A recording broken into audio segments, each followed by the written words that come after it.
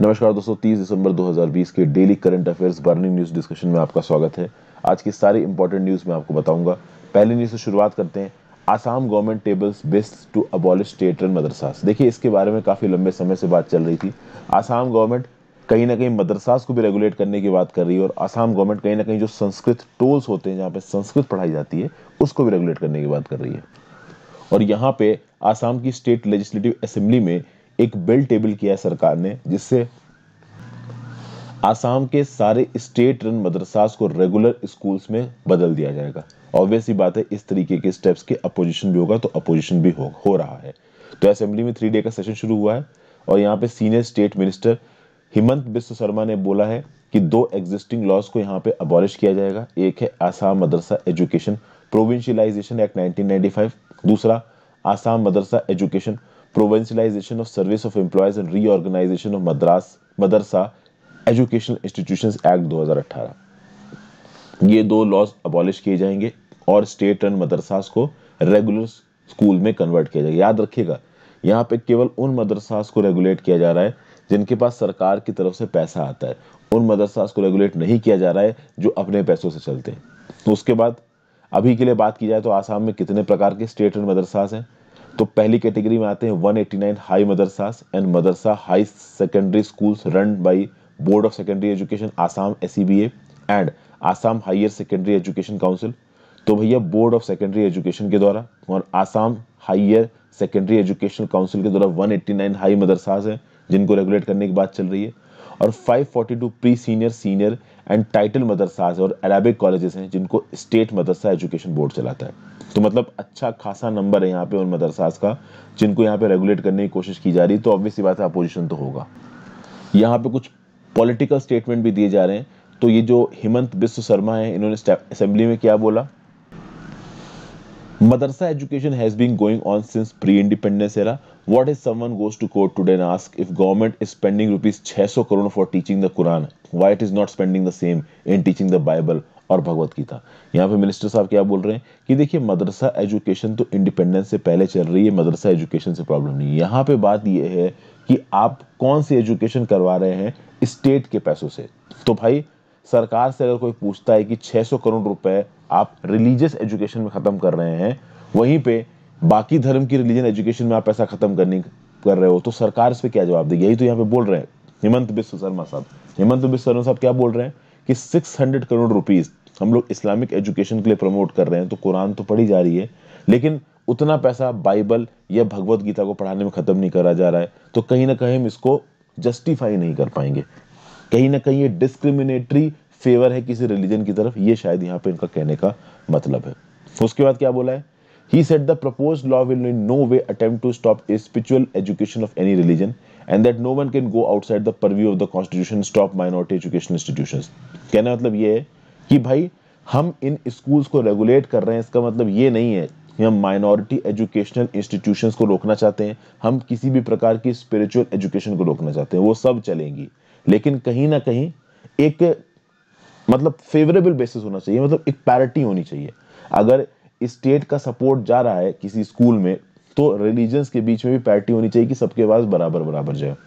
और सबसे खास बात यहाँ पे ये भी बताई शर्मा साहब ने कि इन एजुकेशंस को हम मॉडर्नाइज भी करना चाहते हैं, इसलिए भी हम इनको रेगुलेट करने की बात कर रहे हैं। एक बात उन्होंने क्लैरिफाई की है कि किसी भी प्रकार के प्राइवेट इंस्टीट्यूशंस को रेगुलेट नहीं किया जाएगा। तो जो प्राइवेट एजुकेशनल इंस्टीट्यूशंस है, जो मदरसा हैं, उनको यहाँ पे सरकार रेगुलेट नहीं करेगी, इंटरफियर नहीं करेगी। फिर भाई, मिनिस्टर साहब ने ये भी बोला कि ये जो मदरसा है जिनको रेगुलेट किया जा रहा है, यहाँ पे प्रिलिमिनरी कोर्स पढ़ाया जाता है होली कुरान का, और अरेबिक एजुकेशन प्रोवाइड की जाती है। जब इनको रेगुलर स्कूल्स में कन्वर्ट किया जाएगा, केवल एजुकेशन ऑफ द कुरान को रोका जाएगा। अरेबिक एजुकेशन जो पढ़ाई जा रही है, अरेबिक भाषा जो पढ़ाई जाती है, वो चलती रहेगी।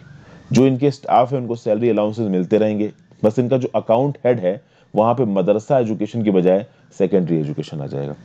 सिमिलरली, जो संस्कृत टोल्स हैं, जो संस्कृत के विद्यालय चलते हैं, 97 एग्जिस्टिंग प्रोविंशियलाइज्ड टोल्स को बदल दिया जाएगा किसमें? Study centres, research centres and institutions to study the certificate, diploma, degree courses. कहने का मतलब यह है कि संस्कृत टोल्स में अब रिसर्च होगा संस्कृत लैंग्वेज से रिलेटेड, और सर्टिफिकेट, डिप्लोमा या डिग्री कोर्सेज दिए जाएंगे संस्कृत भाषा में, जो कि कौन कंडक्ट करवाएगा? ये कोर्सेज कौन कंडक्ट करवाएगा? कोर्सेज कंडक्ट करवाएगी Kumar Bhaskar Verma Sanskrit and ancient studies university Nalbari. कब से? 1 अप्रैल 2022 से। जनरल स्टडीज पेपर 2 में गवर्नेंस में आपको ये चीज काम आएगी।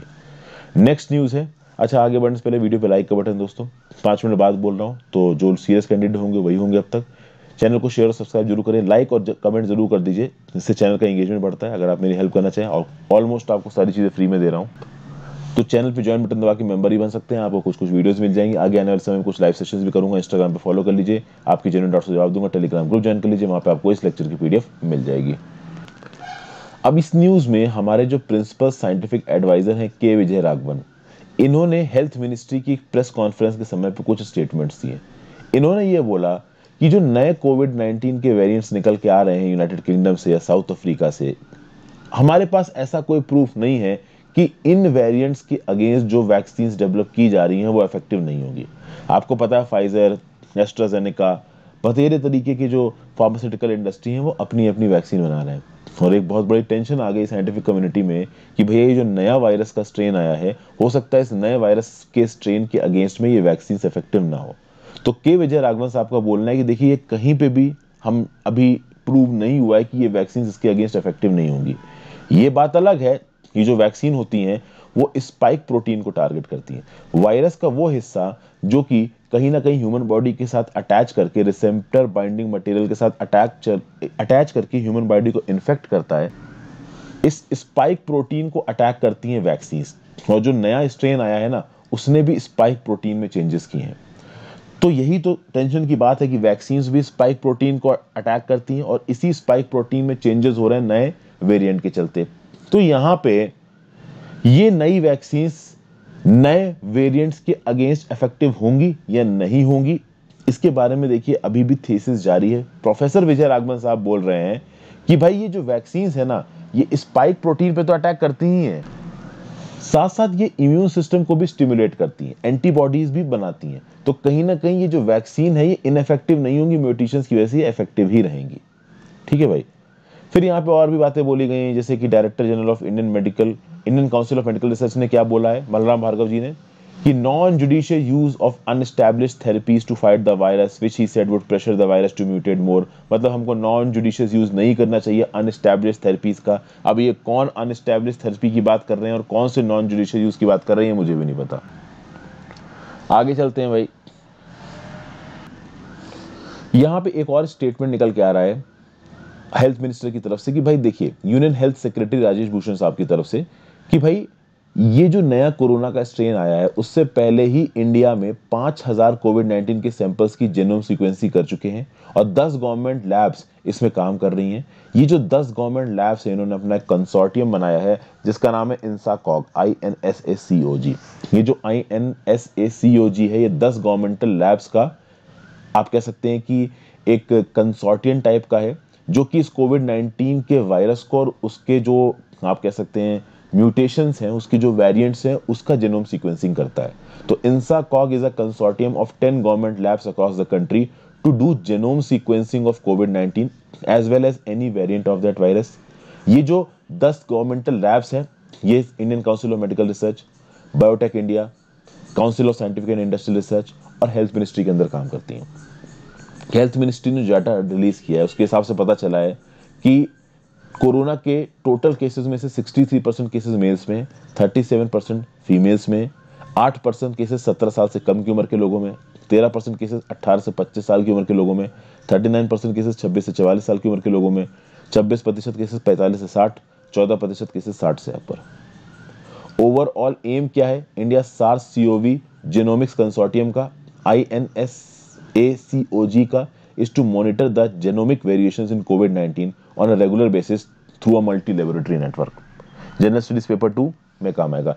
INSACOG ये जरूर याद रखिएगा भाई, INSACOG इसको जरूर याद रखिएगा, प्रीलिम्स में पूछा जा सकता है।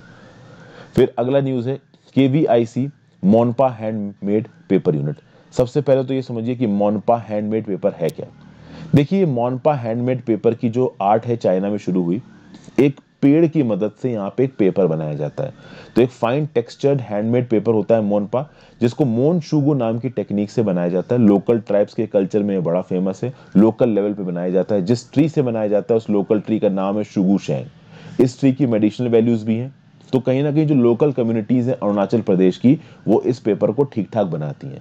पहले इस पेपर को जापान, तिब्बत, भूटान और थाईलैंड जैसी कंट्रीज में भी एक्सपोर्ट किया जाता था।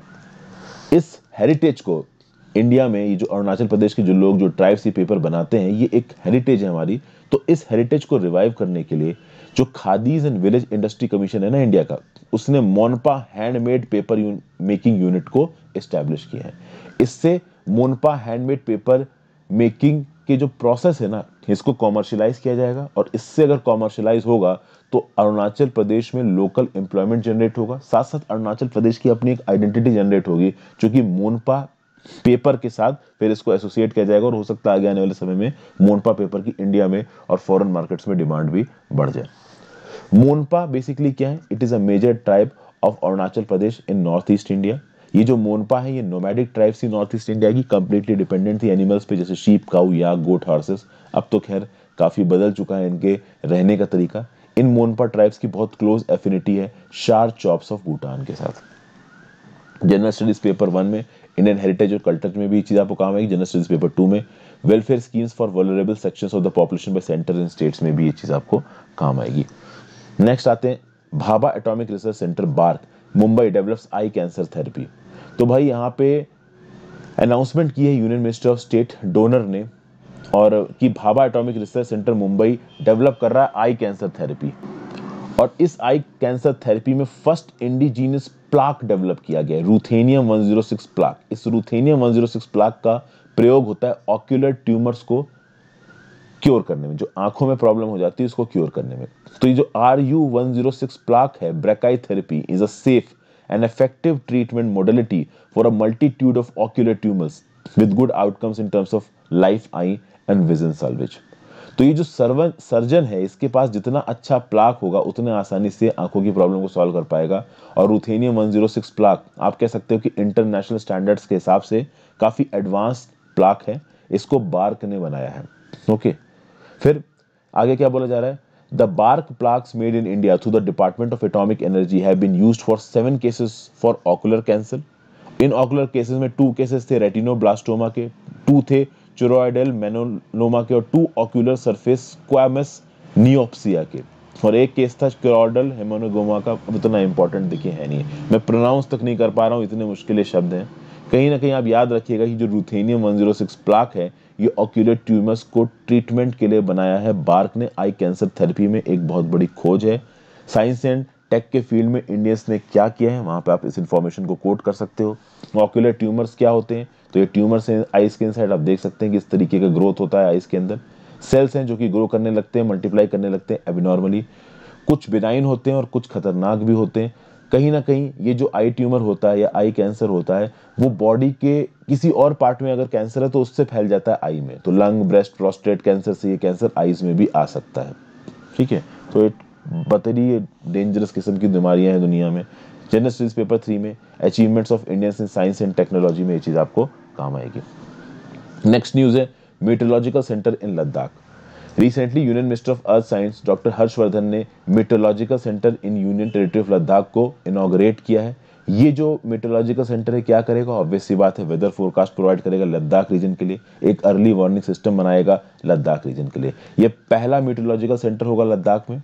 The meteorological centre is the highest centre in India, located at a height of 3,500 metres, 3,500 metres की ऊंचाई पे है ये। मीटरोलॉजिकल स्टेशन पहला है, लेकिन 4 ऑटोमेटिक वेदर स्टेशंस पहले ही काम कर रहे हैं लद्दाख में। इंडियन मीटरोलॉजिकल डिपार्टमेंट ने बोला है कि हम कुछ और ऑटोमेटिक वेदर स्टेशंस लगाना चाहते हैं लद्दाख में, जैसे कि नुब्रा, जास्कर, परकाचिक। आप बोलोगे कि ऑटोमेटिक वेदर स्टेशंस और मीटरोलॉजिकल इन सेंटर में क्या फर्क है? देखिए, ऑटोमेटिक वेदर स्टेशंस थोड़ा लोअर, मतलब आप कह सकते हैं इनकी कैपेसिटी थोड़ा लो है। ये जो मीटरोलॉजिकल सेंटर है, इसका जो आप कह सकते हो कैपेसिटी वो थोड़ी ज्यादा है। क्या होता है दोस्तों, मीटरोलॉजिकल सेंटर एक बड़े बेसिस पे काम करता है, ऑटोमेटिक वेदर स्टेशन एक छोटे बेसिस पे काम करते हैं। तो ऑटोमेटिक वेदर स्टेशन में तो आप इस तरीके की छोटे छोटे बॉक्सेस लगा के भी आप बना सकते हो। मीटरोलॉजिकल सेंटर थोड़े बड़े होते हैं, थोड़े ज्यादा एडवांस इक्विपमेंट्स होते हैं, थोड़ा ज्यादा स्टाफ यहाँ पे डिप्लॉयड होता है, काफी सारी एनालिसिस होती है मीटरोलॉजिकल सेंटर्स में। हालांकि ऑटोमेटिक वेदर स्टेशन में कुछ रडार, कुछ इन्वायरमेंट को डिटेक्ट करने वाले इक्विपमेंट लगा दिए जाते हैं और उनसे रेगुलर रीडिंग्स ली जाती हैं।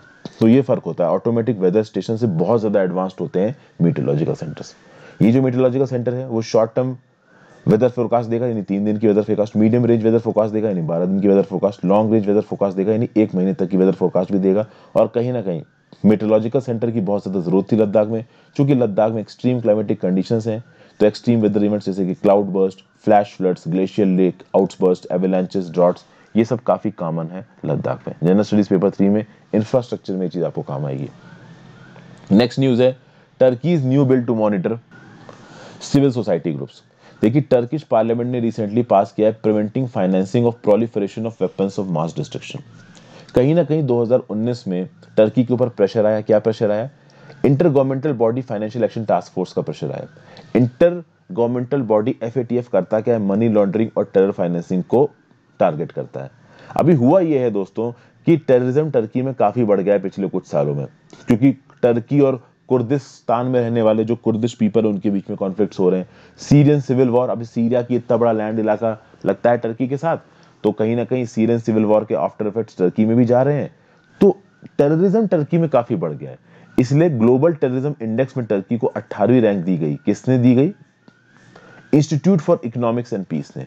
तो ये जो ग्लोबल टेररिज्म इंडेक्स है इसको रिलीज करता है Institute for Economics and Peace, जिसमें टर्की की रैंक थी 18वीं, इंडिया की रैंक थी 8वीं। तो कहीं ना कहीं टेररिस्ट ग्रुप्स प्रोलिफरेट कर रहे हैं टर्की के अंदर और इनकी फाइनेंसिंग भी हो रही है, इसलिए FATF ने सीधे सीधे टर्की को वार्निंग इशू की। टर्की ने बोला ठीक है भाई, हम इसको रोकते हैं। Preventing financing of proliferation of weapons of mass destruction bill ये लेके आया टर्की। टर्की इसके थ्रू इसने क्या किया है? 7 laws on laws of associations of Turkey. इस बिल में 43 आर्टिकल्स हैं। कुल मिला के बात यह है कि टर्की के अंदर जो टेररिस्ट ग्रुप्स प्रोलिफरेट कर रहे हैं उनको पैसा ना मिल पाए, उनको कंट्रोल किया जा सके, ये चीज करने की कोशिश कर रहा है टर्की। टर्की की अगर बात की जाए तो ये लोकेशन है। नॉर्थ में आपको ब्लैक सी नजर आ रहा है टर्की के, साउथ में आपको ईस्टर्न मेडिटेरियन सी नजर आ रहा है। अगर आप बाउंड्री देखें टर्की की तो नॉर्थ ईस्ट में जॉर्जिया है, ईस्ट में आपको आर्मेनिया के साथ बाउंड्री नजर आएगी, फिर ईरान के साथ भी बाउंड्री नजर आएगी। साउथ में टर्की की बाउंड्री थोड़ी सी इराक के साथ नजर आएगी, बहुत बड़ी बाउंड्री इसकी सीरिया के साथ भी है, मेडिटेरियन सी के साथ तो है ही। अगर आप नॉर्थ वेस्ट में देखोगे तो टर्की की बाउंड्री बुल्गारिया के साथ भी है और ग्रीस के साथ भी है। ये टर्की का नक्शा है। Thank you for watching this video friends. General studies paper 1 में current events of national and international importance में चीज आपको काम आएगी। मैं आपके सुझाव जरूर चाहूंगा कि वीडियो को किस तरीके से इंप्रूव किया जाए, जल्दी से जल्दी इंटरेस्टिंग तरीके से आपको सारी चीजें बता दूं, ये मेरा टारगेट रहता है। Have a great day friends, good bye. Like और कमेंट जरूर कर देना, एंगेजमेंट बढ़ता है इसलिए। Thank you.